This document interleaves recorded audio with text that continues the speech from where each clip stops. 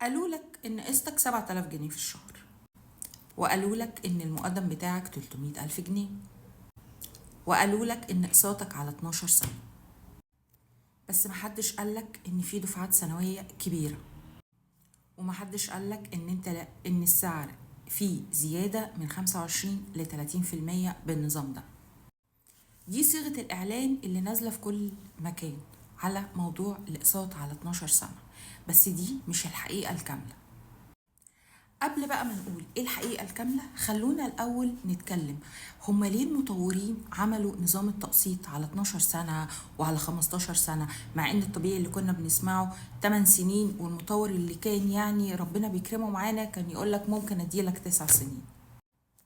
الموضوع ببساطة بدأ مع بالم هيلز، لما بالم هيلز قرروا بمناسبة مرور 25 سنة على إنشاء بالم هيلز إن هما يعملوا حاجة كده زي هدية للناس، يلا أنا هديكم نظام 12 سنة. بعدها شفنا كل المطورين اتجهوا لنفس الاتجاه. طيب هو ليه ده حصل أصلا؟ ده حصل لأسباب كتير. أول وأهم سبب إن هما عايزين يدخلوا شريحة عملاء جديدة. تاني سبب ان التنافس بين المطورين بقى عالي قوي الفترة دي. تالت سبب نظرا لارتفاع الاسعار، ونظرا ان المواد الخام سعرها بقى عالي قوي، فالانشاء بقى عالي جدا جدا اسعاره، فكان لازم يعملوا بيمنت بلان يقدروا يجيبوا بيها شريحة عملاء اكبر تقدر تدخل السوق. طيب هو النظام ده ينفع مع كل الناس؟ لا، النظام ده ما ينفعش مع كل الناس. النظام ده ينفع مع ناس معينة، الناس اللي بيكون مش هيقدر يدفع كوارتر عالي او يدفع دفعة او قسط شهري عالي، بس هو عنده بونس اخر السنة، عنده شهادات بتتفك اخر كل سنة، فهيقدر يكون معاه دفعة سنوية كبيرة يقدر يدفعها. هيبقى النظام ده مناسب ليه جدا. لو حضرتك مفيش عندك دخل سنوي عالي بيجيلك نهاية كل سنة، النظام ده مش هينفع معاك.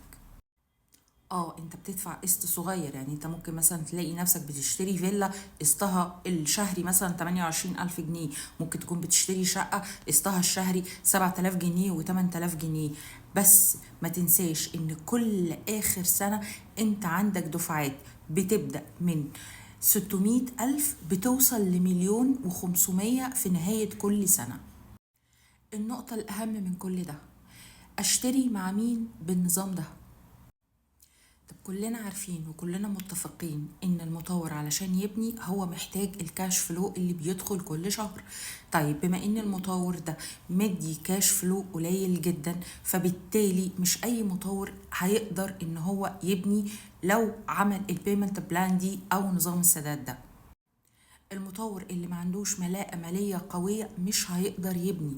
فبلاش تفرح قوي ان انا هدفع ارقام قليلة، لان في الاخر انت هتلاقي ان اليونت بتاعتك والمشروع بتاعك هيتأخر جدا، لان المطور مفيش فلوس كتير بتدخله كل شهر يقدر ان هو يبني بيها.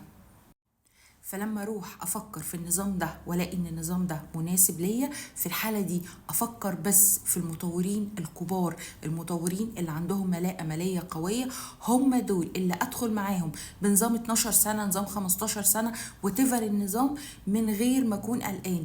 بلاش اروح للمطورين الصغيرين مش هيقدروا يبنوا.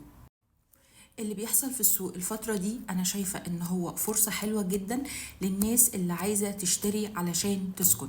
هو هيشتري بمقدم قليل بقسط شهري قليل، طالما يقدر يدفع الدفعة السنوية فده هيكون بالنسبة له نظام جيد جدا. بس أرجع تاني وأكرر، لما تعمل الموضوع ده اعمله مع مطور كبير، بلاش المطورين الصغيرين.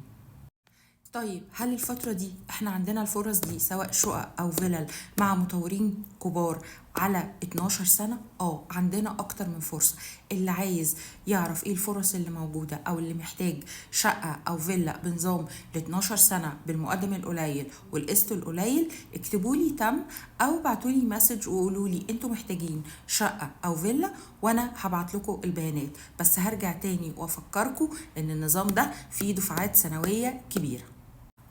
واخيرا لو شفت ان الفيديو ده عجبك او استفدت منه، ياريت تعملوا لايك وتعملوا سبسكرايب وتشيروه لاكبر عدد من صحابكم. كده انتوا هتكونوا بتنفعوني انا. شكرا ليكم.